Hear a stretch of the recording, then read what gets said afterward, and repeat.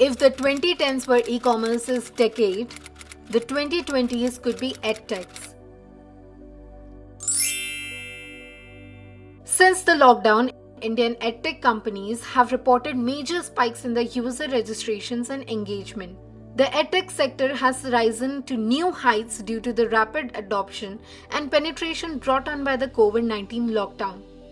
While when 40% of Indian startups are on the verge of shutting down on account of the COVID-19 pandemic, edtech startups in India has become the only sector which attracted investments from global investors.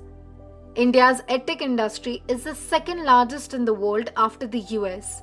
Between 2014 and 2019, at least 4,450 such startups were launched in the country.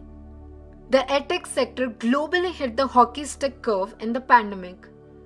This means that the sector has seen a sudden and drastic increase in sales. Several edtech startups which earlier struggled to attract consumers due to either high pricing or low awareness recorded robust growth in new users, traffic, engagement, renewal, and course completion rates. EdTech firms have also taken to digital media to acquire users and inform people about the free live classes on offer. There has been a 128% growth in digital ad spends by EdTech apps during the lockdown as per the Bark Nelson report. Startups like Byju's, Board Infinity, Great Learning, Lido Learning, Pedagogy, Topper, Unacademy, Vedantu, and more have seen growth during the lockdown. EdTech startups are seeing their numbers grow by the minute. Decacorn Byju's has become one of the world's top 10 educational apps downloaded during the lockdown. Byju's has reached to 57 million students across 1,700 cities, mainly in India.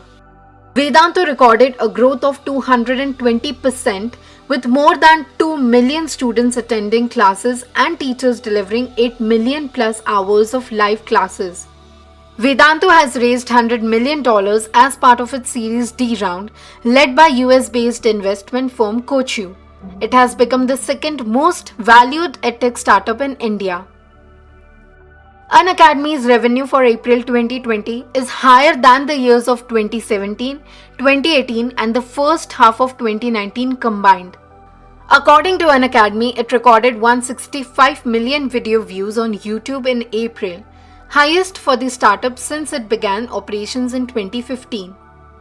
Unacademy, valued at $510 million, is third in the pecking order. Mumbai-based edtech startup Topper has seen 100% growth in paid users monthly, with free user engagement witnessing a 100% spike. Topper has raised Rs 350 crore by the Gulf-based investment firm. The big question now is, will the edtech sector continue to boom post-COVID, when schools are likely to reopen and classrooms will be full again? Currently, edtech companies have to deal with a web of regulators instead of a single focal governing body, since there is no law to govern the sector.